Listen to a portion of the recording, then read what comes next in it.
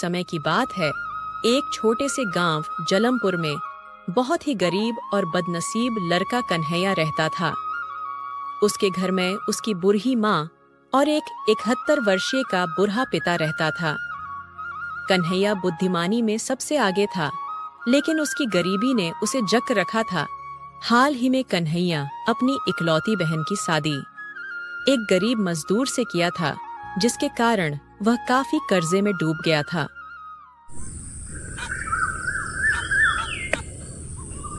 एक दिन उसके घर गांव के सेठ आता है। अरे ओ कन्हैया, आज पूरे 6 महीने हो चुका है और तुम्हारा कर्ज बढ़ता ही जा रहा है। अगर जल्द पैसे ना चुकाए तो कुछ ही महीने में पैसे डबल हो जाएंगे। फिर मत बोलना कि सेठ जी हम गरीब हैं, इतना ब्याज नहीं चुका सकते। वो तो तुम्हारी बदनसीबी पर तरस खाई और बहन की शादी के लिए ब्याज पर पैसे दे दी, वरना तुम्हारे पास इस घर के अलावा है ही क्या। अगर कुछ दिनों में पैसे ना चुकाए तो ये घर तुम्हारा जब्त कर लूंगा। फिर देखता हूँ कि इस गांव में कौन है जो तुम्हारा मदद करता है। सेठ जी ऐसा मत बोलिए, आप ही तो हम गरीब का मसीहा हैं। अगर आप ही ऐसा करेंगे तो हम गरीब कहाँ जाएंगे, भूख से मर जाएंगे। आप हम पर रहम करें। घर में 2 बूढ़े माँ बाप हमेशा बीमार रहते हैं। आखिर इतना पैसा इतनी जल्दी कैसे चुकाएंगे। आप हमें कुछ साल का मोहलत दे दें सेठ जी। मैं दिन रात मेहनत करूंगा और आपका पाई पाई चुका दूंगा। क्या कुछ साल? अरे ओ कन्हैया के बच्चे, मैं यहाँ दिन की बात कर रहा हूँ और तू साल की बात कर रहा है। मैं तुम्हें महीने भर का समय भी नहीं दूंगा, साल की तो दूर की बात। अगर 2 हफ्ते के भीतर 1.25 लाख रुपए नहीं लौटाया तो इस घर को कब्जा कर लूंगा। फिर सोच लो अपने बूढ़े माँ बाप को कहाँ रखोगे।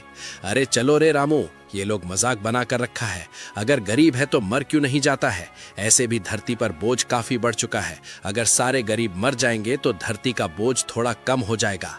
और हाँ कन्हैया, अगर पैसे ना चुका सको तो मुझ पर एक रहम करना, आत्महत्या कर लेना, क्योंकि तुम जैसे गरीब के कारण ही हमारा गांव बदनाम है।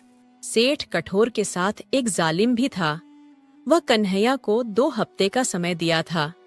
अगर कन्हैया जल्द 1.25 लाख जमा नहीं किया तो उसका घर जब्त हो जाएगा। उसके बूढ़े माता पिता उदास देख कन्हैया से कहते हैं, क्या हुआ बेटा, सेठ जी किस लिए आए थे? क्या वो पैसे के लिए आए थे?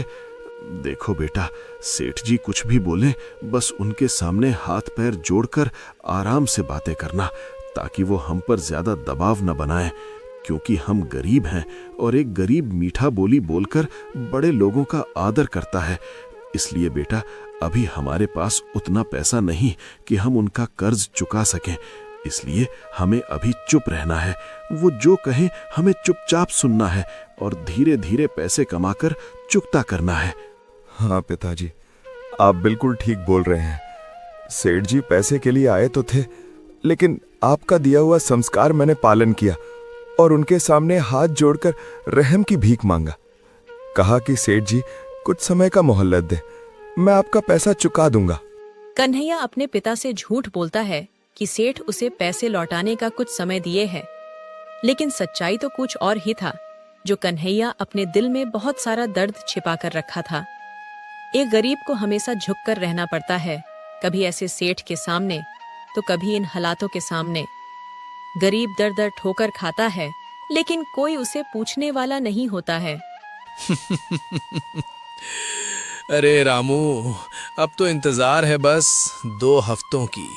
अगर इस 2 हफ्ते में कन्हैया मेरा पैसा ना चुकाया तो उसका घर जब्त कर लूंगा। फिर देखता हूँ कौन उसे बचाता है। मुझे आज भी वो दिन याद है जब उसके पास एक उपजाऊ जमीन हुआ करता था। मैं बहुत उसके पास उस जमीन के लिए गया कि कन्हैया ये जमीन मुझे दे दो, चाहे इसके लिए कितना भी पैसा ले लो। लेकिन उसने नहीं माना और तो और घमंड से बोला। इसलिए उस दिन मैंने एक कसम खा लिया कि जिस दिन मुझे मौका मिला उस दिन कन्हैया से बदला जरूर लूंगा। और मैंने एक प्लान बनाया कि उसकी एक बहन है, अगर उसकी शादी अपने ही किसी आदमी से कराऊं तो कैसा रहेगा। इसलिए उससे खेत भी दहेज में मांग लिया और 1.25 लाख कर्ज भी दे दिया। मैं जानता था रामू कि कन्हैया इतना बड़ा रकम इतनी जल्दी नहीं चुका सकेगा और मैं उसका घर भी जब्त कर लूंगा। बस मुझे उस दिन का इंतजार है जब मैं उसे लात मारकर इस गांव से निकाल फेंकूं। वाह मालिक वाह, क्या आपका प्लान था। मैं तंग रह गया। भला बदला लेने के लिए कोई ऐसा षड्यंत्र रचता है क्या? मानना पड़ेगा मालिक, आपकी बुद्धि तो कमाल की है। मुझे पूरा यकीन है इस मामले में आप ही जीतेंगे और उस कन्हैया के बच्चे को इस गांव से निकाल फेंकेंगे। समय बीतते चला जाता है और आज पूरे 2 हफ्ता हो जाता है। कन्हैया घर में परेशान बैठा था। वो सोच रहा था कि आज क्या होगा। तभी दरवाजे पर सेठ अपना दस्तखत देता है। अरे ओ कन्हैया, आज पूरे 2 हफ्ता हो चुका है और यहाँ तुम्हारा समय खत्म होता है। अब मेरा पैसा वापस करो, वरना तुम जानते हो मैं क्या करूँगा।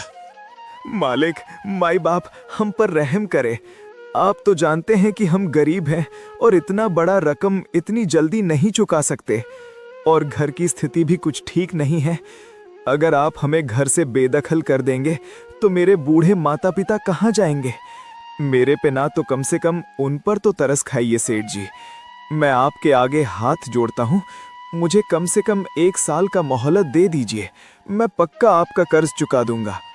नहीं नहीं कन्हैया, मैं तुम्हें समय बिल्कुल भी नहीं दे सकता। तुम्हें वो दिन याद है या भूल गए जब मैं तुम्हारे पास वो जमीन लेने आया था तो तुमने क्या बोला था कि सेठ जी मर जाऊंगा लेकिन उपजाऊ जमीन नहीं दूंगा, इसलिए मैं तुम पर जरा सा भी रहम नहीं करूंगा। अरे ओ रामू, इसे और इसके बूढ़े माँ बाप को जल्द इस घर से बेदखल कर दो। मैं और बर्दाश्त नहीं कर सकता। जब पैसे चुका नहीं सकते तो लेने का हक भी इनको नहीं है। जब दर दर की ठोकरें खाएंगे तब इनको समझ आएगा कि कर्ज लेना कितना खतरनाक होता है। सेठ निर्दयी था। कन्हैया बहुत गिड़गिड़ाया कि कुछ समय का माहौलत दे दो, ऐसे माँ बाप को बेदखल मत करो। लेकिन सेठ नहीं माना और तीनों को उस घर से निकाल फेंका। कन्हैया और उसके बूढ़े माँ बाप उदास वहां से एक ऐसी मंजिल की तलाश में निकल जाते हैं जो खुद उन्हें पता भी नहीं होता है। अरे बेटा, अब हम लोग कहाँ जाएंगे? घर भी सेठ ने हथिया लिया और मैं हमेशा बीमार ही रहता हूँ। हमारे जीवन का सबसे बड़ा गलती था कि हमने अपनी बिटिया की शादी उस नीच सेठ के आदमी से किया। उसने बड़ी चालाकी से जमीन भी दहेज में ले लिया और 1.25 लाख कर्ज भी थमा दिया, और आज उसने घर से भी निकाल दिया। वाह भगवान, एक गरीब के साथ ऐसा हो रहा है और आप चुपचाप बैठकर देख रहे हैं। मेरा तो कुछ नहीं, मैं कुछ दिनों का ही मेहमान हूं, लेकिन मेरे बेटे का क्या होगा? अब उसका जीवन कैसे चलेगा? कन्हैया के पिता अंदर ही अंदर फुट-फुट कर रो रहे थे, लेकिन बदनसीबी ऐसी थी कि बेचारा कन्हैया कुछ नहीं कर सकता था। बेचारा बहुत मेहनत करता है और जैसे तैसे जंगल में ही एक कुटिया बनाता है और उसमें रहने लगता है। कन्हैया अपने माँ बाप के लिए एक छत का निर्माण तो कर दिया था, लेकिन उनके लिए दवाइयाँ लाना कन्हैया के लिए मुश्किल था, क्योंकि दवाई लाने के लिए उसके पास पैसा नहीं था।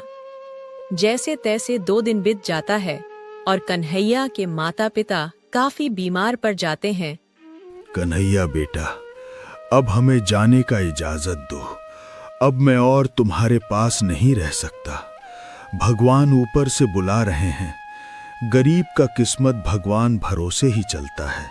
हमारे पास पैसे नहीं कि तुम मेरे लिए दवाइयां ला सको। जब तक भगवान चाहे तब तक जिया, लेकिन अब नहीं। नहीं पिताजी, आप ऐसा मत बोलिए। आप और माँ मुझे छोड़कर नहीं जा सकते। हे भगवान, आपने तो मेरा सब कुछ छीन लिया। कम से कम माँ पिताजी को मत छीनो। इनके अलावा मेरा है ही कौन? माँ, आपको कुछ नहीं हो सकता, हिम्मत रखो। हे भगवान, मेरे पास पैसे भी नहीं हैं, अब मैं क्या करूं? कन्हैया रोता रहा, भगवान से रहम की भीख मांगता रहा, लेकिन जो होना था वो तो होकर ही रहेगा। आखिर भूखे पेट और बिना दवाई के कोई मरीज कितना दिन तक जी सकेगा? कन्हैया अनाथ हो जाता है। उसके माता पिता उसे छोड़कर चले जाते हैं। कन्हैया घास फूस खाकर कुछ दिन बिता देता है और अब वह एक फैसला करता है। क्यों ना अब मैं अपने बहन के पास चला जाता हूँ, उससे कुछ पैसे उधार मांग लूंगा और कोई बिजनेस शुरू कर दूंगा। हाँ, ये रास्ता सही रहेगा। अब सेठ के पैसे से ही उसे जवाब दूंगा।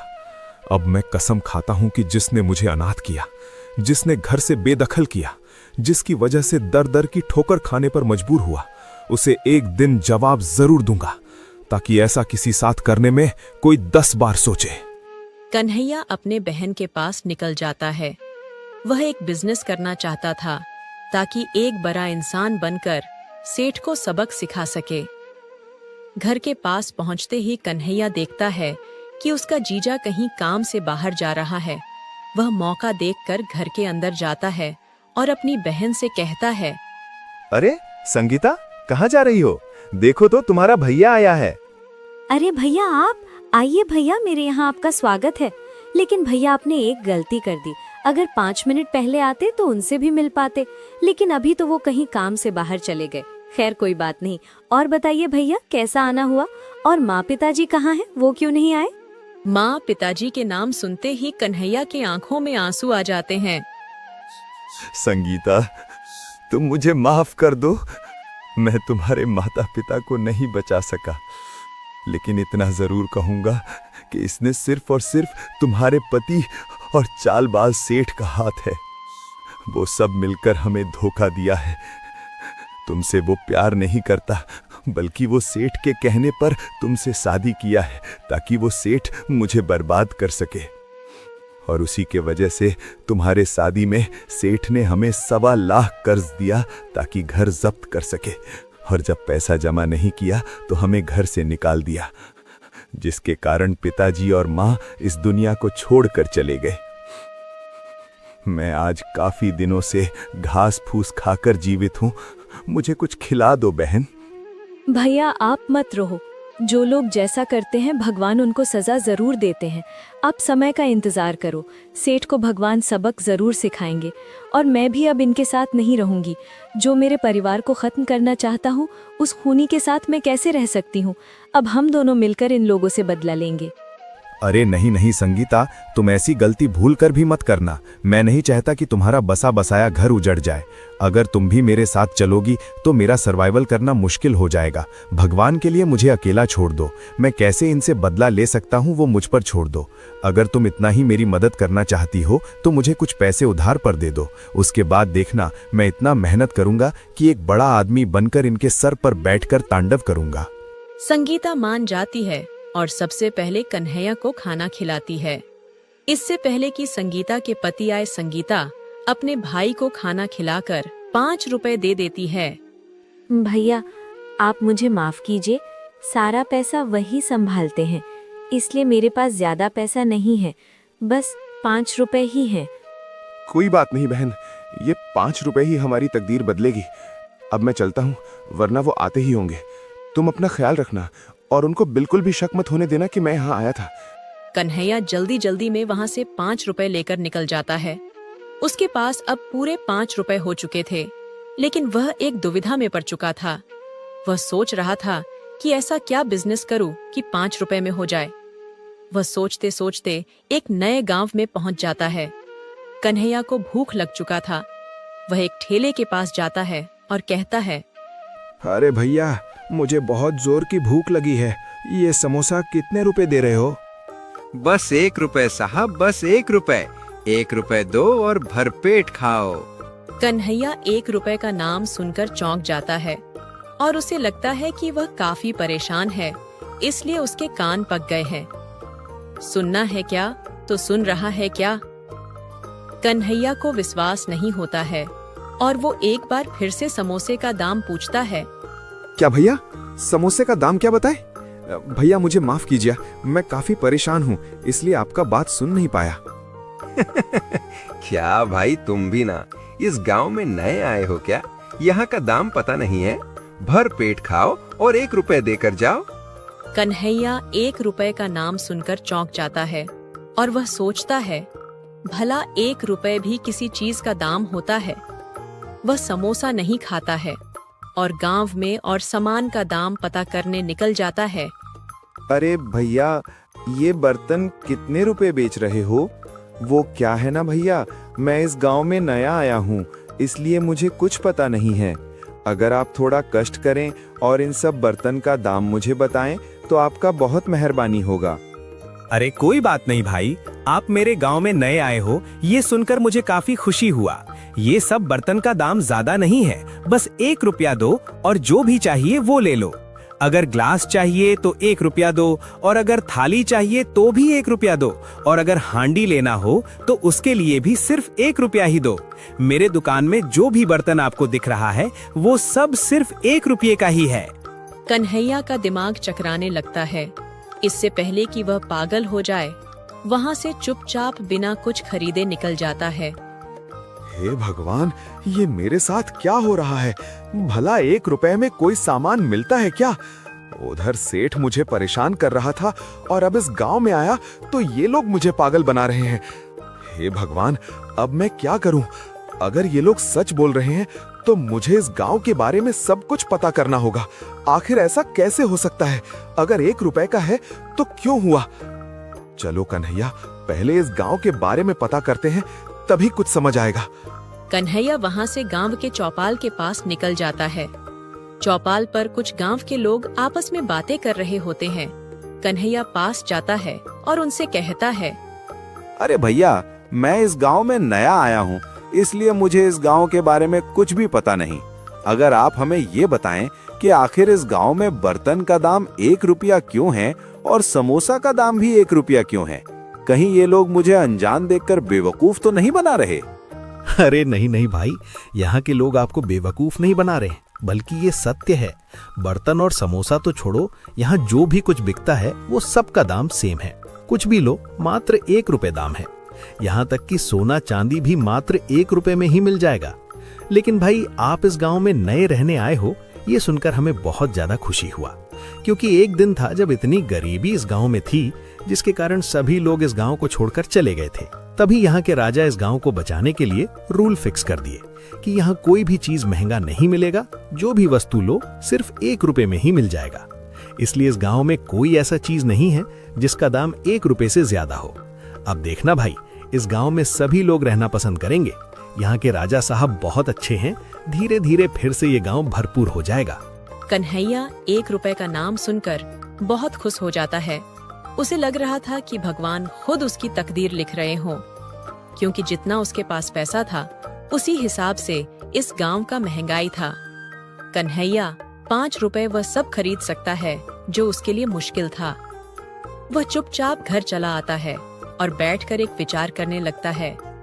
वाह भगवान वाह, क्या गांव है! ऐसा लग रहा है ये गांव सिर्फ आपने मेरे लिए बनाया है। अब देखना भगवान, जो आपने हमें रास्ता दिखाया है, अब उसी रास्ते पर चलकर एक अमीर इंसान बनकर दिखाऊंगा और उस सेठ को बताऊंगा कि वो जो मेरे साथ किया वो बहुत गलत किया। अब ये 5 रुपए ही मेरी तकदीर बदलेगी। कल सुबह होते ही इस गांव के बाजार से कुछ सब्जी खरीद लूंगा और अपने गांव जाकर इसे महंगे दाम पर बेच दूंगा और धीरे धीरे बड़ा व्यापारी बन जाऊंगा।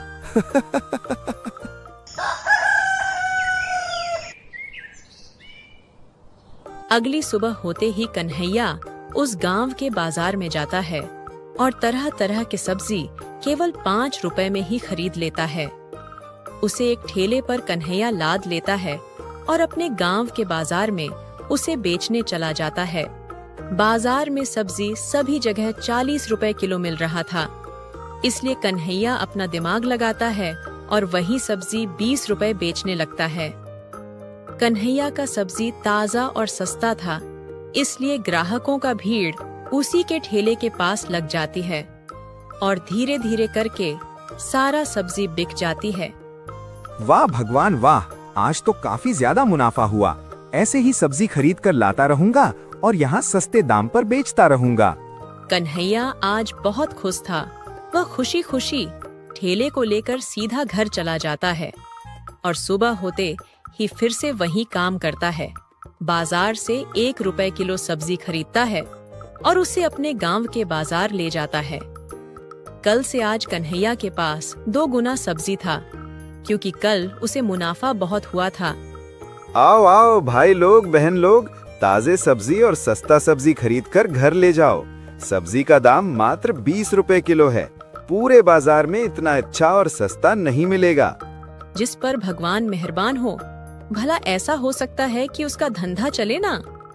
सस्ता और ताजा सब्जी देखकर पूरे बाजार के ग्राहक कन्हैया के ठेले के पास आकर लग जाते हैं और फिर क्या था, एक एक करके सारा सब्जी खत्म हो जाता है।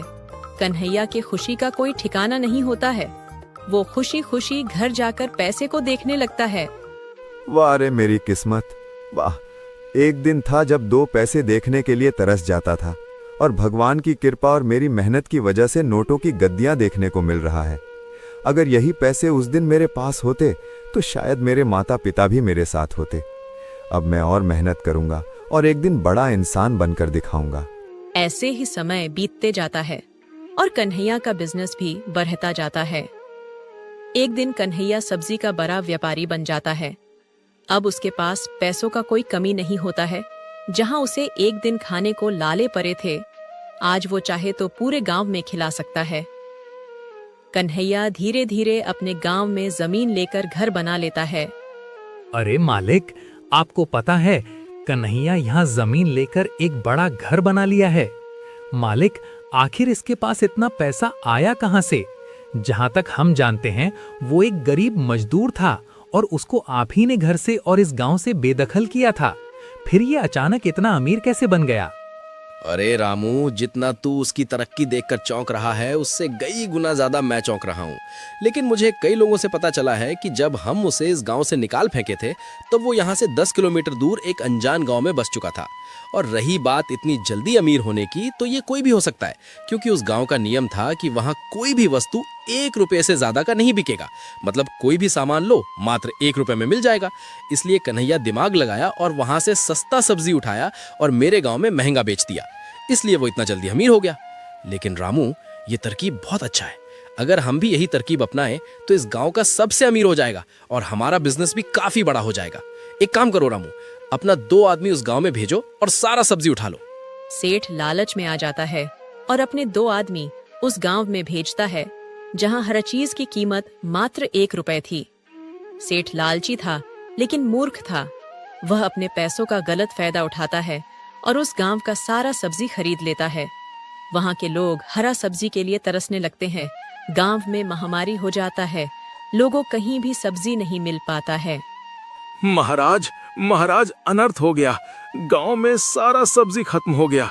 सुना है बगल के एक गांव में सेठ रहता है, वो सस्ता सब्जी देखकर सारा खरीद लिया, जिसके कारण हमारे गांव वासियों को समस्या होने लगा। अब ये लोग सब्जी कहां से खरीदेंगे? कुछ उपाय बताइए महाराज, गरीब लोग परेशान हो रहे हैं। मंत्री जी, आखिर ये कौन सेठ है जो ऐसी गुस्ताखी कर रहा है? उसको पता नहीं क्या कि 1 रुपए का दाम सिर्फ इस गांव के वासियों के लिए है, उसके लिए नहीं। सेठ सारा सब्जी खरीदकर इस गांव वालों को भूखे रहने पर मजबूर किया है। उसको राज्य महल में बुलाया जाए और कड़ी से कड़ी सजा दिया जाए। जैसी आपकी आज्ञा महाराज।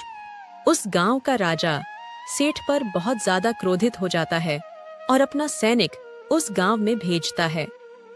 सेठ को राज्य महल में बुलाया जाता है और इस गुस्ताखी के कारण उसे कड़ी से कड़ी सजा दिया जाता है। सेठ अब काल कोठरी में कैद हो जाता है। तभी वहां कन्हैया और राजा दोनों साथ आते हैं और सेठ से कहते हैं, क्यों सेठ, मजा आया? कैसे तुमने मुझे दर दर की ठोकर खाने पर मजबूर कर दिया। आज तुम्हारी वजह से मेरे माता पिता इस दुनिया में नहीं है। अगर तू उस दिन मुझे घर से बेदखल ना किया होता तो मैं आज अनाथ ना होता। लेकिन तुझे तो मुझसे बदला लेना था ना। अब लो बदला। जैसे जैसे मैं तड़पा हूं वैसे ही आज तुम भी तड़पोगे। हाँ सेठ, इतना मत सोचो, ये हमारा ही प्लान था। जब कन्हैया यहाँ पहली बार आया तभी हमारे गांव के लोग इसे महल में उपस्थित किए और कन्हैया अपना सारा दुख दर्द हमें बताया कि कैसे तुमने इसके साथ धोखा किया और इस बेचारे को रोड पर ला खड़ा किया।